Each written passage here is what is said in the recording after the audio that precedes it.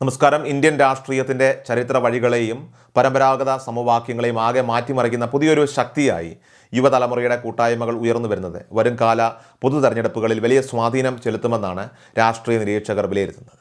2029 നിർണായകമായിട്ടുള്ള ലോക്സഭാ തെരഞ്ഞെടുപ്പിലേക്ക് രാജ്യം അടുക്കുമ്പോൾ പതിറ്റാണ്ടുകളായിട്ട് ഭരണപക്ഷം കാത്തുസൂക്ഷിച്ച രാഷ്ട്രീയപരമായിട്ടുള്ള മേൽക്കോയ്മയ്ക്കും ആത്മവിശ്വാസത്തിനും വലിയ വെല്ലുവിളിയാണ് ഈ യുവജന മുന്നേറ്റം സൃഷ്ടിക്കുന്നത്.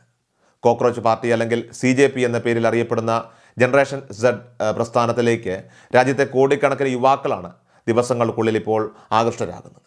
ഭരണകൂടം കോടികൾ മുടക്കി പടുത്തുയർത്തിയ ഡിജിറ്റൽ സംവിധാനങ്ങളെയും IT ശൃംഖലകളെയും ഒക്കെ അനായാസം മറികടക്കാൻ ഇവർക്ക് സാധിക്കുന്നുണ്ട്. ഭരിക്കുന്ന പാർട്ടിയുടെ പ്രമുഖ നേതാക്കളിലും മന്ത്രിസഭയിലും വരെ വിള്ളലുകൾ സൃഷ്ടിക്കാൻ പോകുന്ന തരത്തിൽ വളർന്നിരിക്കുന്ന ഈ ഒരു ശക്തി വരാനിരിക്കുന്ന തെരഞ്ഞെടുപ്പിൽ തങ്ങളുടെ ഭാവി എന്താകും എന്ന വലിയ ചോദ്യം ഭരണപക്ഷത്തിന് മുന്നിൽ ഇപ്പോൾ ഉയർത്തിക്കഴിഞ്ഞു. ദേശീയത, വൈകാരിക വിഷയങ്ങളൊക്കെ തന്നെ എന്നിവയെ മുൻനിർത്തിക്കൊണ്ട് ഭരണപക്ഷം രൂപപ്പെടുത്തിയ പരമ്പരാഗതപരമായിട്ടുള്ള പ്രചരണ തന്ത്രങ്ങൾക്കൊക്കെ ബദലായിട്ട് കൃത്യമായ തെളിവുകളും സ്ഥിതി വിവരക്കണക്കുകളും ഒക്കെ തന്നെ നിരത്തിയാണ് ഈ യുവപ്രസ്ഥാനം ഇപ്പോൾ പ്രതിരോധം തീർക്കുന്നത്. രാജ്യത്ത് രൂക്ഷമാകുന്ന തൊഴിലില്ലായ്മയും വ്യവസ്ഥാപിതമായിട്ടുള്ള അഴിമതികളും ചൂണ്ടിക്കാട്ടി ഇവർ നടത്തുന്ന പ്രചരണങ്ങൾക്ക് മുന്നിൽ മറുപടിയില്ലാതെ പതറുകയാണ് ഇവിടെ അധികാരികൾ.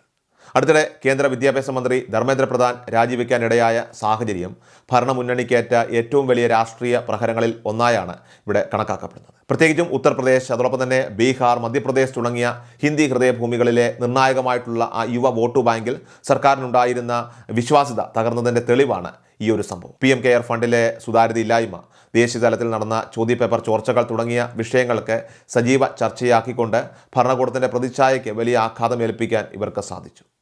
പതിവ് വൈകാരിക മുദ്രാവാക്യങ്ങൾക്കോ തീവ്ര നിലപാടുകൾക്കോ ഇനി വോട്ടർമാരെ സ്വാധീനിക്കാൻ കഴിയില്ലെന്ന യാഥാർത്ഥ്യം ഭരണപക്ഷം തിരിച്ചറിയാൻ തുടങ്ങിയിട്ടുണ്ട്.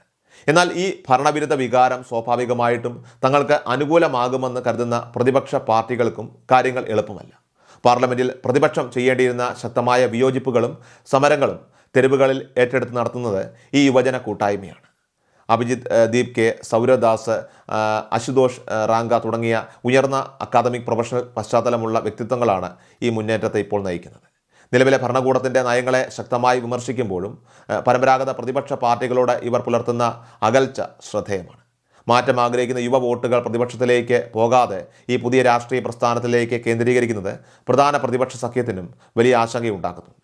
സ്വാതന്ത്ര്യാനന്തര ഇന്ത്യയിലെ രാഷ്ട്രീയം പ്രധാനമായും ജാതി, മത, പ്രാദേശികവാദം തുടങ്ങിയ സങ്കുചിത ഘടകങ്ങളെയൊക്കെ തന്നെ ആശ്രയിച്ചാണ് മുന്നോട്ട് പോയിക്കൊണ്ടിരിക്കുന്നതെങ്കിൽ അതിൽ നിന്നും വേറിട്ടൊരു രാഷ്ട്രീയ സംസ്കാരമാണ് ഇവിടെ CJP മുന്നോട്ട് വയ്ക്കുന്നത്.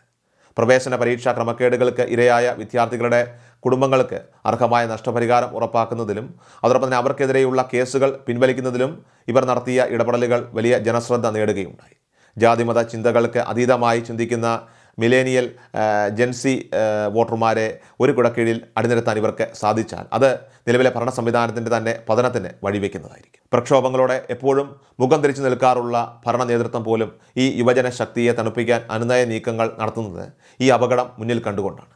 അടുത്ത പൊതു തെരഞ്ഞെടുപ്പിലേക്ക് രാജ്യം നീങ്ങുമ്പോൾ തീർച്ചയായിട്ടും ഈ യുവ പ്രസ്ഥാനത്തിൻ്റെ രാഷ്ട്രീയ നിലപാടുകൾ ഏറെ നിർണായകമായ ഒരു വഴിത്തിരിവാകും. ഒരു രാഷ്ട്രീയ പാർട്ടിയുടെയും മുന്നണിയുടെയും ഭാഗമാകാതെ തൊഴിലവസരങ്ങൾ, വിദ്യാഭ്യാസം, ഭരണ സുതാര്യത തുടങ്ങിയ സ്വന്തം ആവശ്യങ്ങൾ അംഗീകരിക്കുന്നവരെ മാത്രം പിന്തുണയ്ക്കുന്ന ഒരു സ്വതന്ത്ര പ്രഷർ ഗ്രൂപ്പായിട്ട് നിലകൊള്ളാനാണ് ഇവർ ലക്ഷ്യമിടുന്നത്. മെട്രോ നഗരങ്ങളിലും ചെറുകിട പട്ടണങ്ങളിലുമുള്ള വിദ്യാസമ്പന്നരായിട്ടുള്ള യുവാക്കൾക്കിടയിൽ ഇവർ ഇതിനകം തന്നെ ആഴത്തിൽ വേരോടിക്കഴിഞ്ഞു. അതിനാൽ തന്നെ 2029 തെരഞ്ഞെടുപ്പിൽ പ്രധാന നഗരങ്ങളിലെ, പ്രധാന മണ്ഡലങ്ങളിലെ ജയപരാജയങ്ങൾ നിർണ്ണയിക്കുന്ന പ്രധാന ഘടകമായിട്ട് ഈ യുവജന മുന്നേറ്റം തീർച്ചയായിട്ടും മാറും. വരാനിരിക്കുന്ന തെരഞ്ഞെടുപ്പ് കേവലം ഒരു ഭരണമാറ്റത്തിനപ്പുറം വ്യവസ്ഥാപിതമായിട്ടുള്ള മാറ്റങ്ങൾക്കുള്ള വേദിയായി തന്നെ മാറും. ഇതിൽ യാതൊരു സംശയവുമില്ല. അഴിമതിരഹിതമായിട്ടുള്ള ഭരണ സംവിധാനം, സുതാര്യമായ വിദ്യാഭ്യാസ രീതികൾ, തൊഴിൽ സുരക്ഷ എന്നിവയാകും വോട്ടർമാരുടെയൊക്കെ പ്രധാന അജണ്ട. 1.5 പതിറ്റാണ്ടോളം നീണ്ട ഭരണാധികാരത്തിന് മുന്നിൽ വലിയൊരു വെല്ലുവിളിയായിട്ട് ഈ ജനറേഷൻ Z മാറ്റങ്ങളൊക്കെ മാറും. ഭാവിയിൽ ഇലക്ട്രോണിക് വോട്ടിംഗ് മെഷീനുകളുടെയൊക്കെ തന്നെ സുതാര്യത പോലും ചോദ്യം ചെയ്തുകൊണ്ടും കൂടുതൽ വിശ്വസനീയമായിട്ടുള്ള തെരഞ്ഞെടുപ്പ് രീതികൾ ആവശ്യപ്പെട്ടുകൊണ്ടുമൊക്കെ വലിയ പ്രക്ഷോഭങ്ങൾക്ക് രൂപം നൽകാനാണ് ഇപ്പോൾ ഈ യുവ കൂട്ടായ്മ പദ്ധതിയിടുന്നത്.